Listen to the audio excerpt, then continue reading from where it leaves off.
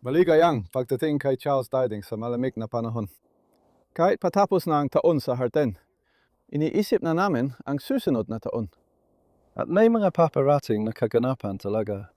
Sa Enero, magtatalumpati ako sa Wesley College, Sussex. At sa Pebrero siyam, pupunta ako sa Le Manoir Manoir, restaurant ni Raymond Blanc. May no-dig course at no-dig garden dune at posibleng dalawang biyahe sa Ireland.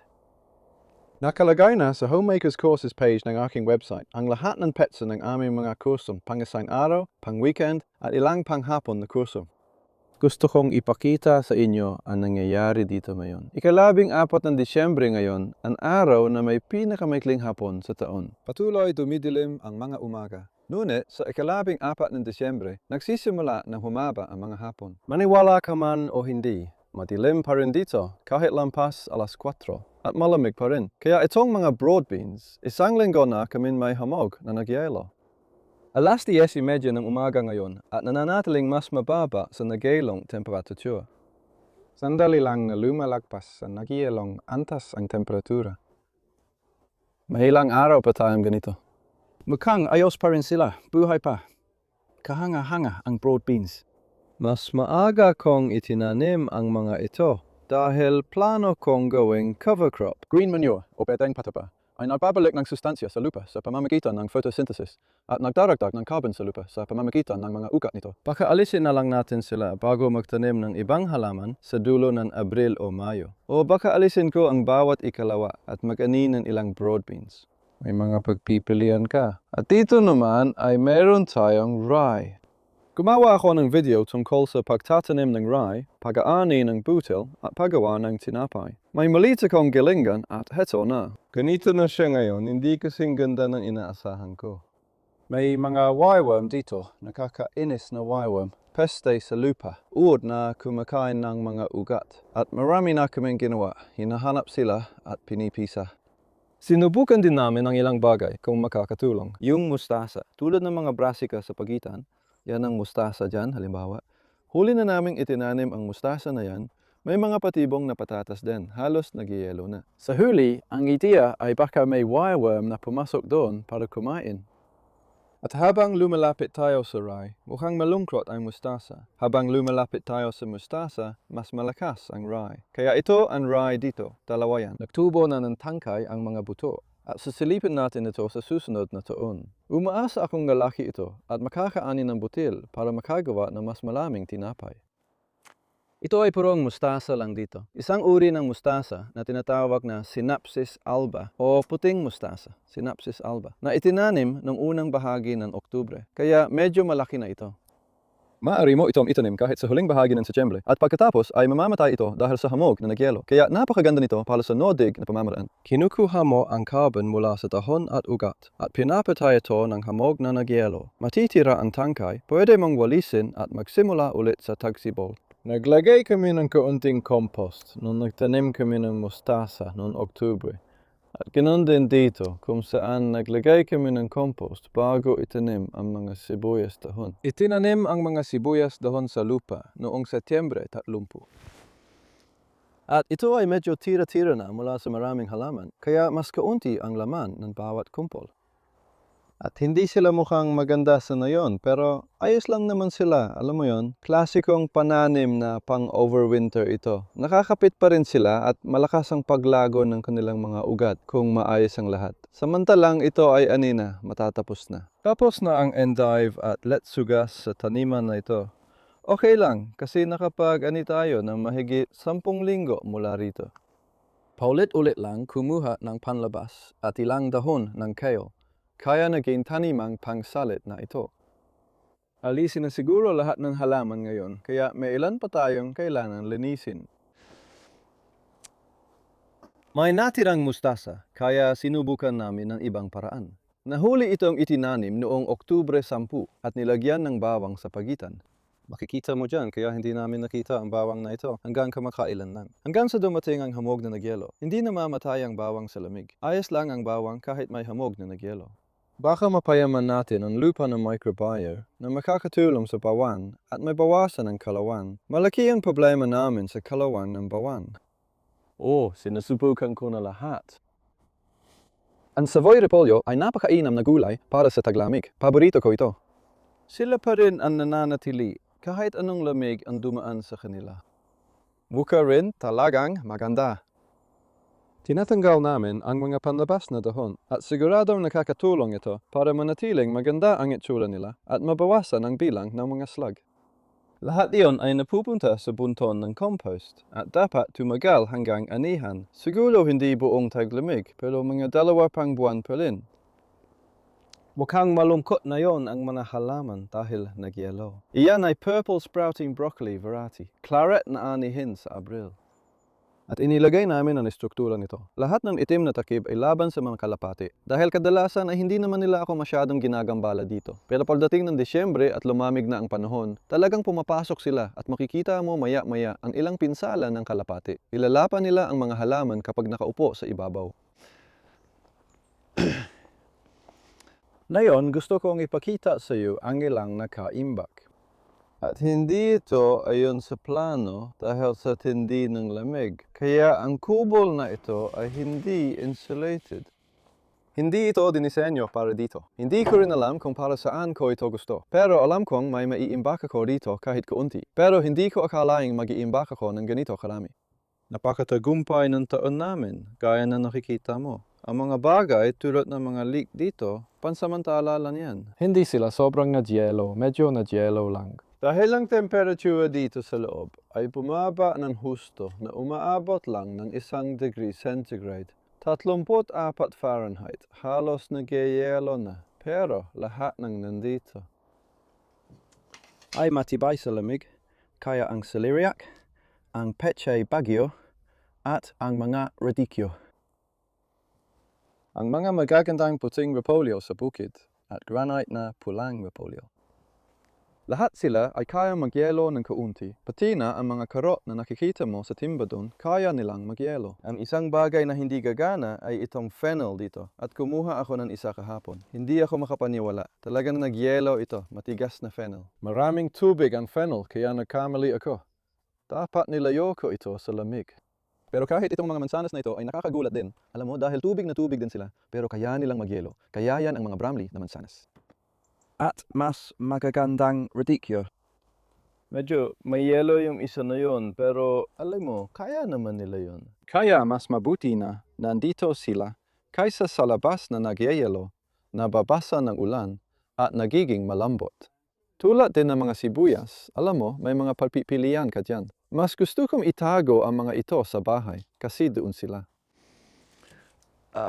Nasa tuyo silang hangin, kaya hindi sila madaling amagin. Pati na ang bawang. Kaya.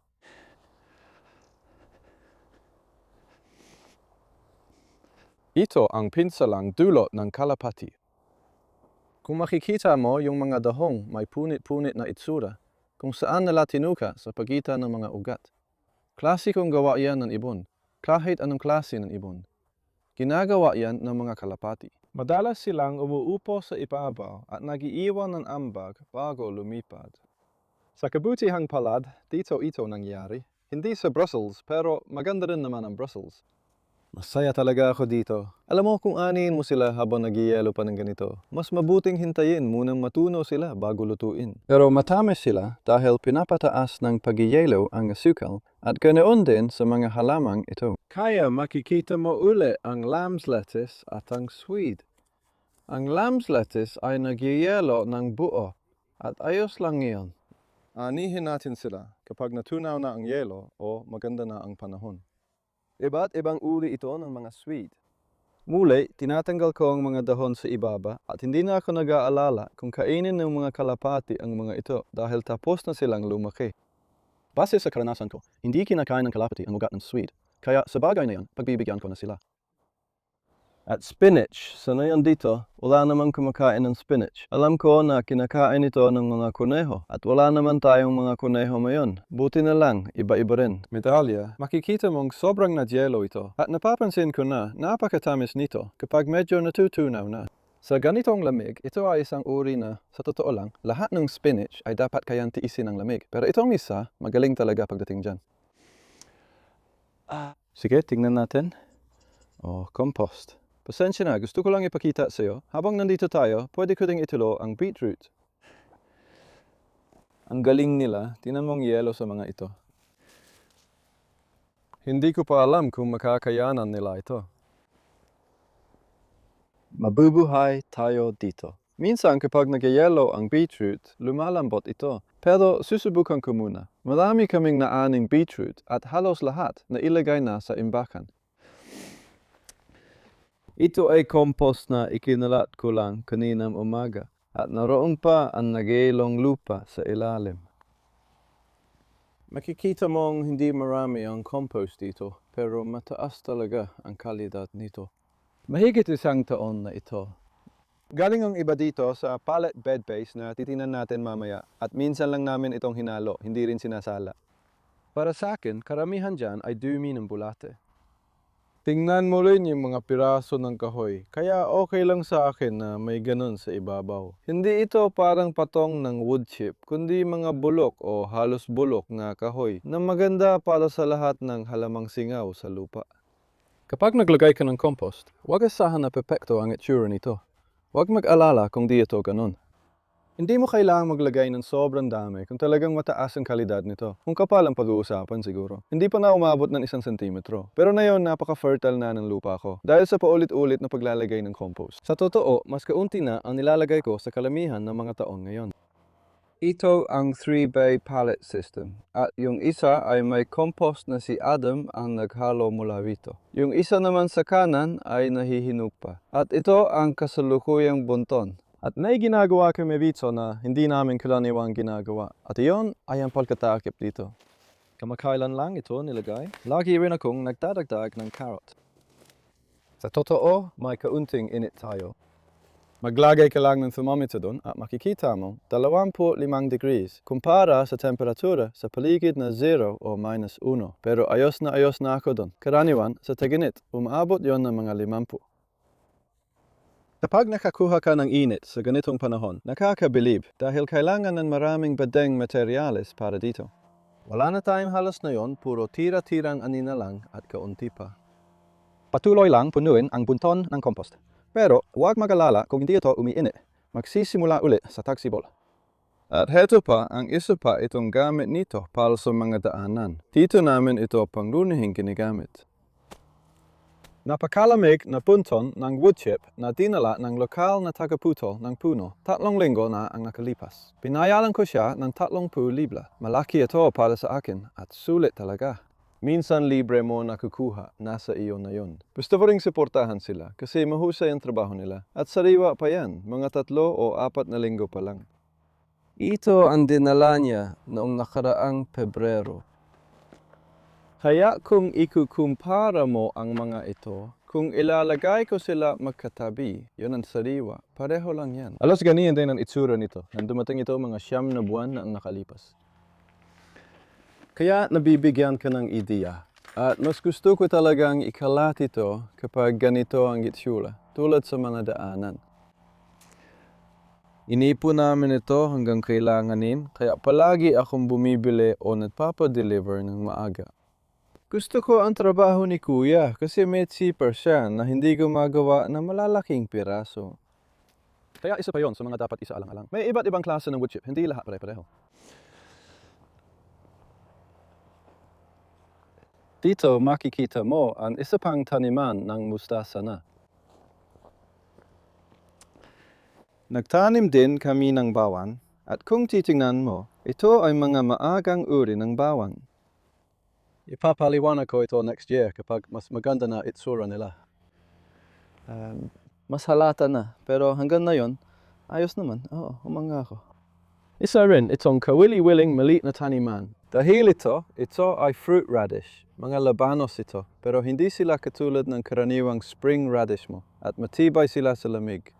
Ipakita ko sa iyo matapos natin, pupunta tayo sa conservatory. May nakuha akong dati naming inani, natanggal na ang yelo sa kanila, kaya makikita mo itsura nila. Maganda at masarap sila. Mas mababaw na bunga, Sakura Juma yung talagang malaki, at Green Luobo, at itinanim sila noong ika-29 ng Hulyo. Huli na talaga yon. Pero nagbibigay ito ng opsyon kung ano ang pwede mong itanim. Nakakatulong din ito para mapuno ang hardin at magamit ang bakanteng espasyo, lalo na sa no-dig na paraan. Ang dali lang, panatilihing tumutubo lahat ito. At alam mo, walang damo. Kita mo naman na halos walang damo rito. May mga nagtatanong sa akin kamakailan, ano bang pag-aalis ng damo ang ginagawa mo talaga? Oo, ginagawa ko yun. Nag-aalis ako ng damo, nag-aalis din ng damo ang iba, alam mo yun. Pero hindi naman ganun karami, yun ang punto. Kaya mabilis ko lang babanggitin ang ibang uri ng Brussels sprout na hindi naman ganun kaganda. Red Bull at medyo magulo siya, pero sa totoo lang, masarap naman sila. Hindi ito hybrid at dahil doon, kadalasan kapag hindi hybrid, mas maliit ang nakukuha mo. Kailangan pang linisin ang mga Brussels niyan. Babanggitin ko lang din ang ilang takip gaya ng thermocrop. Iba ito sa mesh na makikita natin mamaya. Mas gusto ko ang mesh dahil nakikita ang tanim sa ilalim. Broad beans ang mga ito, halos di makita pero makikita rin natin mamaya. Samantalang ito naman ay mesh. Kaya makikita mo ang pagkakaiba.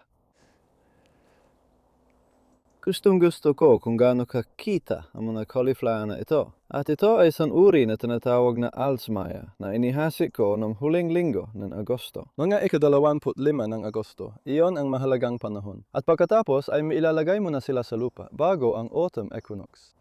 Hindi masyadong malalaki ang mga halaman sa taglamig dahil mas nakakayanan ng maliliit na halaman ang frost. Natakot ako na baka lumaki sila ng sobra. Pero kahit malalaki na sila ngayon, mukhang ayos naman sila. Makikita natin dito ang patuloy at interesanteng paghahambing ng parang dig at no-dig. Kaya, hinukay ko ang taniman noong nakalang linggo gamit ang pala. Nilagay ko ang lupa sa kariton, nilagyan ng compost ang kanal at ibinalik ang lupa. Lahat ng compost dito ay nilalagay sa ilalim ng lupa, sa kanal na mga 20 cm o 8 pulgada ang lalim. Ito naman ay may parehong dami ng kaparehong compost, pero nasa ibabaw. 2.5 oras kaming nagtrabaho doon, kalahating oras dito, at pareho naming itinanim ang mga halaman. Naitanim agad ang broad beans na ito. Tinagaw ko ang takip para ipakita na hindi sila kasing tibay na nauna. Wala pa silang sapat na oras para mag-ugat. Itong mga ito ay itinanim 5 linggo na ang nakalipas. Yung mga iyon naman ay 3 linggo pa lang mula nang itinanim. Ayos naman itsura nila para sa akin. Maliban sa isa, tingin ko, tapos na yon. Kapag may pangingitim sa ibabaw, malamang hindi na yan mabubuhay. Kahit yung isa, hindi rin maganda ang lagay, pero tignan na lang natin. Bonus kung gumana. Overwintering green manure ulit ito, cover crop ito, dahil sa tagsibol pa ang pangunahing taniman. Narito ang resulta ngayong taon. Pinagsama na namin lahat matapos ang anihan. 71 kilo yan ay sa 1 tuldok 5 by 5 metro. At itong 1 tuldok 5 by 5 metro din. Parehong sukat, parehong dami ng compost, 113 kilo. 71 at 113. 2 oras pang trabaho.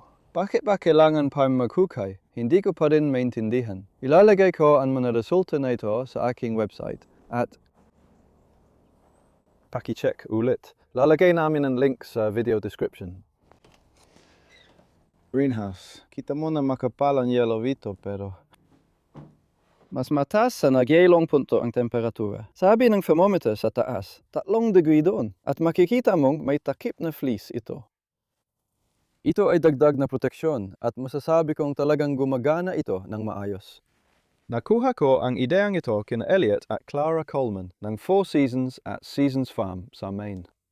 Mas malamig ang taglamig doon, pero mas maliwanag din doon at talagang epektibo sa kanila ang sistemang ito. Hindi ko ito gagawin sa karaniwang taglamig sa Britanya. Makikita mo kung gaano kakapal ang fleece na ito. Nakakabawas ito ng hindi bababa sa isang kapat ng liwanag. Mahalaga pa naman ang liwanag dito. Dagdag pa, kadalasan mahalumigmig tayo, pero ngayon medyo tuyo at napapanatili niyan ang halumigmig sa ilalim. Ang letsugas na Guanola Rose ay magandang uri, pero lahat ng letsugas ay ayaw sa mataas na halumigmig. Ito ang ilan sa mga. Pinalalaki ko ang broad beans. May pitag ako sa daga dahil may ilang nawala at may nahuli kaming ilan dito. Sa totoo lang, alam mo, isang bagay na dapat tandaan kapag nagtatanim ka ng mga buto na gusto ng mga daga, pati na rin ang mga gisantes at pati na rin yung mga gisantes na yun. Itong mga broad beans ay nasa mas maliit kong module, yung 40 na module tray. Iyon ang 60 CD 60. Kung may magandang compost ka, makakapagtanim ka pa rin ng maayos na broad bean. Hindi ako sigurado kung kailangan natin ng mga iyon, kaya nandun pa rin sila. At gusto kong ipakita sa iyo ang polytunnel ng mabilis, kaugnay nito, dahil parang minumulto na ito ngayon. Gusto ko ring ipakita sa iyo ito. Hanggang doon lang ginagawa ko tuwing pagsasara. Hindi ko sinasarado ang pinto sa gabi dahil hindi naman ito napipigilan ang hamog na nagyelo. Ang plastic ay nagpapalabas lang ng init, alam mo yun? Umiinit ito ng maganda kapag maaraw, pero sa gabi lumalamig ang plastic. Kadalasan, sinasarado ko lang ang pinto kapag malakas ang hangin o may bagyo. May thermometer din ako rito. Kagabi sa labas sa aking weather station, ang pinakamababang temperatura ng panahon ay -2.2. Tinitingnan ko itong thermometer dito at sinasabi nitong bumaba ito sa -2.5. Mas malamig dito dahil kulang ang galaw ng hangin para malinaw sa iyo. Pero kung titingnan mo sa ilalim ng mga takip, maganda ang mga halaman. Karamihan dito ay brassicas at may ilang bawang na tumutubo rin. Mas kaunti ang kalawan dito, sana nga. At makikita mo rin sa ilalim ng pantakip na tela doon. Mayroon pang endive at mustasa. Iba't ibang klase ng salad ang napitas namin ng 3 beses. Mamimitas ulit kami bago Pasko sa susunod na linggo. Malaki ang pitas at sana sapat na yon para sa lahat ng ilang panahon. Magpapahinga muna kami dahil hindi masyadong tutubo ang mga ito sa Enero. Madilim at malamig kasi. Ito ang maliit na hardin dito. Dito kami kakaani lang ng mga karot. Karaniwan ko talagang ginagawa ito sa paghahanda ng lupa gamit ang aking mga paa. Oh, isa ito sa mga paraan. Gusto kong pantayin muna bago maglagay ng compost. Kaya yon ang susunod kong gagawin. At makikita mo na lahat ng mga halaman dito ay mukhang nagyelo, pero ayos lang. At isa na gusto kong banggitin ay, tingnan mo ito, ano? Alam mo ba kung ano ito? Culantro ito. Kaya nung isang araw, lumabas ako. Bahagya ng natunawan ang yelo sa kanila at tumayo ulit kaya pinitas ko. Ibig kong sabihin, pwede mo na ring pitasin yan ngayon, sa totoo lang. At dadalhin ko ito sa kusina. Grabe, ang yelo-yelo. Hindi talaga siya napipitas. At malamang, pag natunaw na yan, magiging okay na kainin yan. Ang culantro ay isang napakatibay na halaman. Hindi ko ito i-rekomenda, alam mo yun. Mas gugustuhin ito hindi ito abuti ng ganitong pagyelo. Pero huwag kang susuko dito kapag nakita mong nagyelo ito. Kaya tatapusin natin sa konserbatoryo kung saan maipapakita ko pa sa iyo ang ilang bagay na pwede mong gawin sa pagtatanim ng gulay. Nakakatingin lang natin. At pati na rin ang ilang palaan ng pag-iimbak.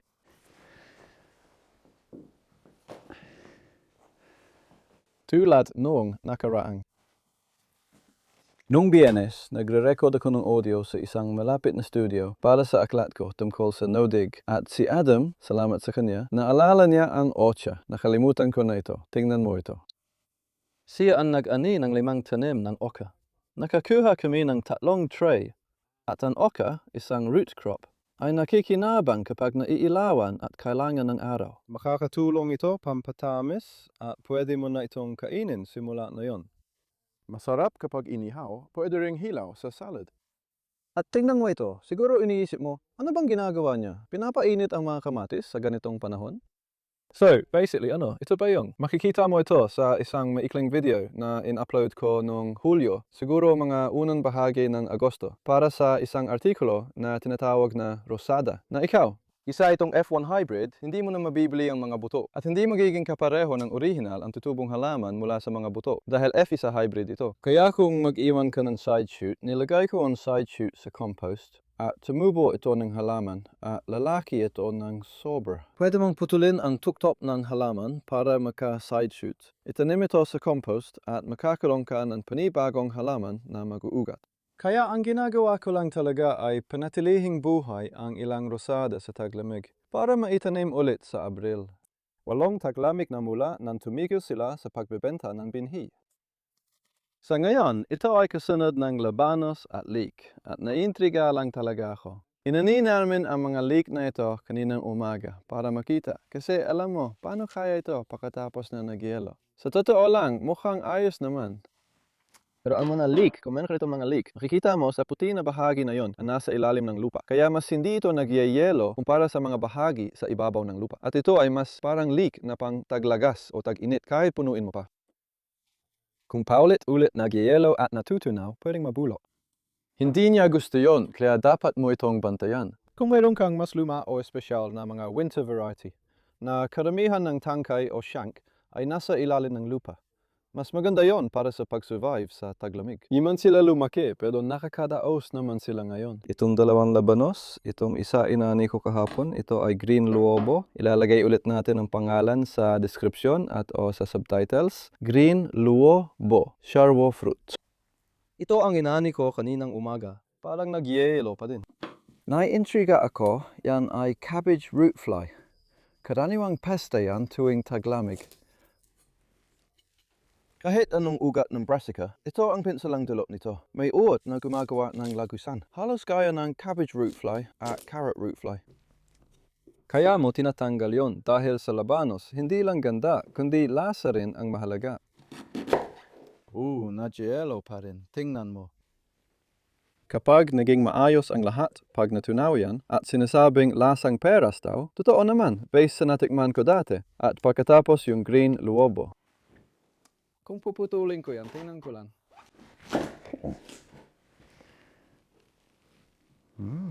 Ang galing. May kulay ito. Makikita mo ang magagandang disenyo roon. Inaabangan ko talagang matikman ng mga ito, pero mas tumatamis ang mga ito kapag mas malamig. Hindi ko pa natitikman. Salamat sa pagsama at sa panonood ng iba ko pang mga to. Naging kamangha-mangha ang taon na ito. Para sa Nodig, talagang natuwa kami na makita na mas marami sa inyo ang sumusubok ng Nodig. Sana ay nakatulong ito para maka-idea kayo sa mga gawain bawat panahon. Kita tayo ulit sa Enero. Malamang titingnan natin kung ano ang magiging panahon at hindi na rin magtatagal bago natin simulan muli ang taon. Pero wala namang kailangang madaliin ngayon na maghasik ng anuman. Alam mo na ilang pananim na pananatilihin sa buong taglamig. At umaasa ako na magkaroon kayo ng masayang Pasko at masayang panahon ng pagdiriwang kahit paano nyo ito ipinagdiriwang kasama ang inyong pamilya.